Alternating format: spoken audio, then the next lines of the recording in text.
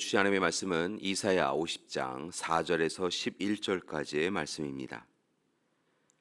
주 여호와께서 학자들의 혀를 내게 주사 나로 곤고한 자를 말로 어떻게 도와줄 줄을 알게 하시고 아침마다 깨우치시되 나의 귀를 깨우치사 학자들같이 알아듣게 하시도다.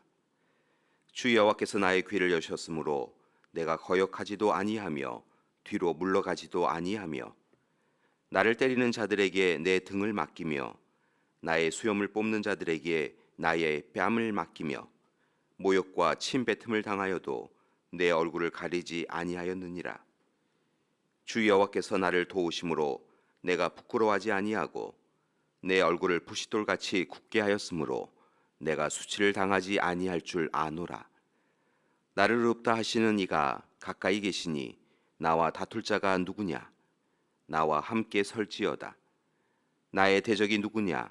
내게 가까이 나아올지어다. 보라, 주 여호와께서 나를 도우시리니 나를 정죄할 자 누구냐? 보라, 그들은 다 옷과 같이 헤어지며 좀이 그들을 먹으리라. 너희 중에 여호와를 경외하며 그의 종의 목소리를 청종하는 자가 누구냐? 흑암 중에 행하여 빛이 없는 자라도 여호와의 이름을 의뢰하며 자기 하나님께 의지할지어다. 보라, 불을 피우고 횃불을 둘러띤 자여, 너희가 다 너희의 불꽃 가운데로 걸어가며 너희가 피운 횃불 가운데로 걸어갈지어다. 너희가 내 손에서 얻을 것이 이것이라. 너희가 고통이 있는 곳에 누우리라. 아멘. 이사야는 49장에서 53장에 이르는 말씀 가운데에서 이스라엘의 구원자 메시아에 대하여 기록하고 있습니다. 특별히 그 가운데서도 고난받는 종에 대하여 소개합니다. 이사야는 하나님께서 이스라엘을 구원해 주시는 은혜의 때가 분명히 온다라고 하며 강조하고 있습니다. 그리고 그날을 소망하면서 고난과 고통 가운데서 절망하지 말라라고 격려합니다. 왜냐하면 하나님은 이스라엘을 잊지 아니하시고 사랑하시며 또한 동행하여 주시는 하나님이시기 때문입니다. 이제 하나님은 완전한 구원 사역을 위하여 비전을 제시하시는데 그것이 바로 이스라엘의 대적 바벨론의 멸망과 이스라엘의 회복입니다. 특별히 오늘 말씀에서 이사야는 하나님의 구원 사역이 하나님의 종 예수 그리스도의 순종과 희생을 통하여서 이루어질 것을 예언하고 있습니다. 이스라엘 백성들은 그들의 죄로 인하여 죽고 또한 멸망할 수밖에 없었지만 이제 메시아이신 예수님의 자발적 희생을 통하여서 구원을 받게 된다는 것입니다. 그러면서 백성들에게 무엇보다 죄를 회개하고 죄의 길에서 돌이켜 벗어나야 할 것을 강조합니다. 이처럼 이사야는 소위 고난받는 종의 노래를 통하여 메시아의 고난을 예표하고 있으며 또한 아이러니하게도 메시아의 고난을 통하여 우리가 승리함을 확증하며 노래합니다. 오늘 우리가 읽은 말씀에도 고난받는 종의 모습이 나타나고 있습니다. 6절의 말씀이지요.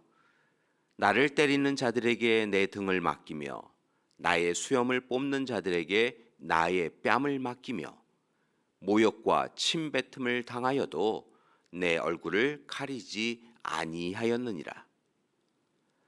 이사야가 말하는 고난받는 종은 이처럼 아무것도 하지 못합니다. 어떻게 보면 참으로 무기력하게 보입니다.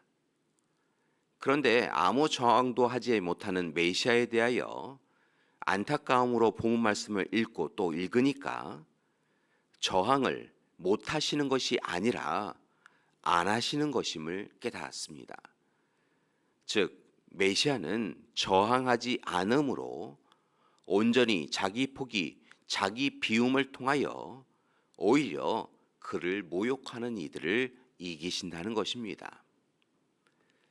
교회 여러분, 메시아 예수 그리스도가 저항을 하지 않으신 분명한 이유가 미리 알려져 있습니다. 바로 7절의 말씀인데요. 이렇게 기록하고 있습니다. 주 여호와께서 나를 도우심으로 내가 부끄러워하지 아니하고 내 얼굴을 부싯돌같이 굳게 하였으므로 내가 수치를 당하지 아니할 줄 아노라. 즉 고난받는 종이 기쁨으로 고난을 받을 수 있는 것은, 또한 그 모든 일을 감당하고 계신 것은 하나님께서 도와주실 것을 분명하게 확신하였기 때문이라는 것입니다.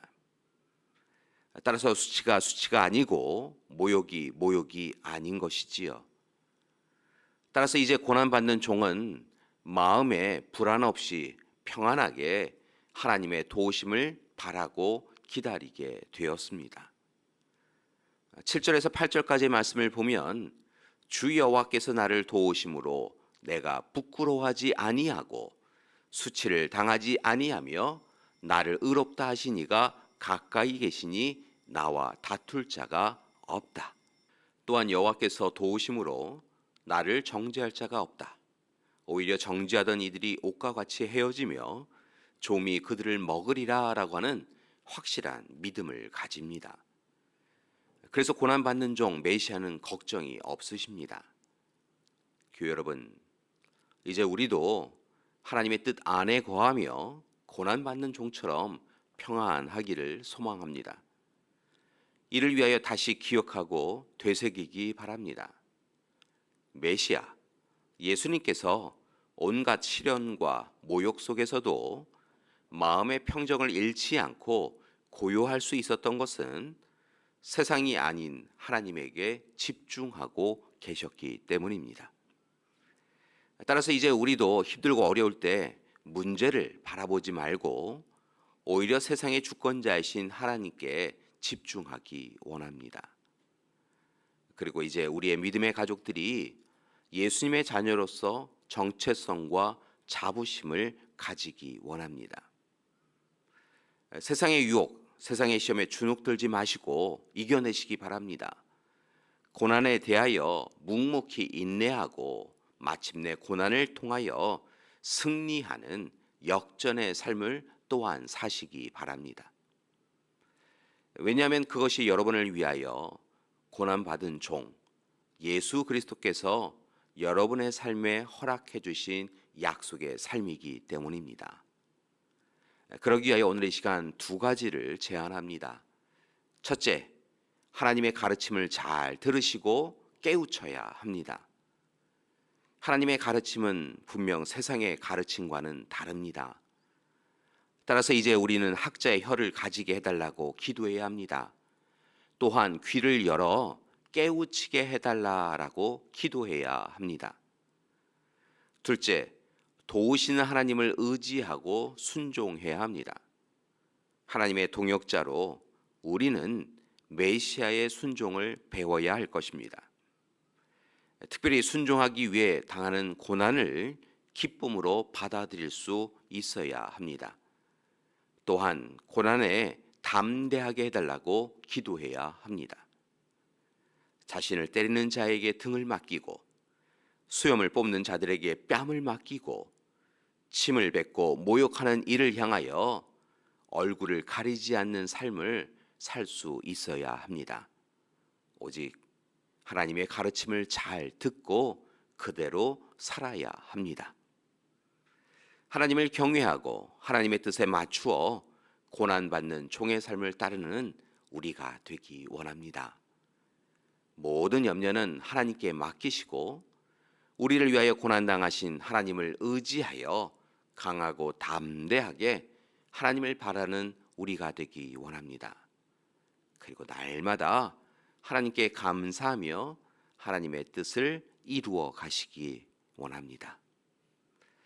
마지막으로 부탁드릴 것은 고난받는 종인 예수님처럼 우리도 자기 십자가를 지고 자기 십자가의 고난을 외면하지 아니하고 담대히 받아들여서 고난과 고통을 통하여서도 하나님의 뜻을 이루어가는 우리가 되기 원합니다. 그 모든 시간들 가운데 하나님이 우리를 도와주실 것입니다. 함께 기도하시겠습니다. 하나님, 오늘 이 시간 우리의 삶을 하나님 앞에 내어 맡깁니다. 우리를 위하여 고난받은 종이신 예수님의 귀한 모습 바라보며 우리의 삶을 내어 맡기오니 우리를 이끌어 주시옵소서. 이제는 우리 주 예수 그리스도의 은혜와 하나님의 사랑하심과 성령님의 함께 하시는 귀한 역사가 고난받으신 종인 예수님처럼 자기를 부인하고 자기 십자가를 지며 오직 하나님의 말씀을 의지하고 순종하는 삶을 살기로 작정하는 믿음의 가족들 위해 지금부터 영원토록 함께 하시기를 간절히 축원하옵나이다. 아멘.